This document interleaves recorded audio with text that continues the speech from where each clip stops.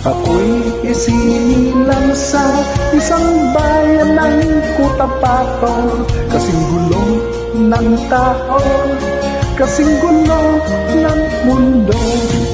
Dahil di magkasundo sa rehiyon ng prinsipyo, nagkakulong.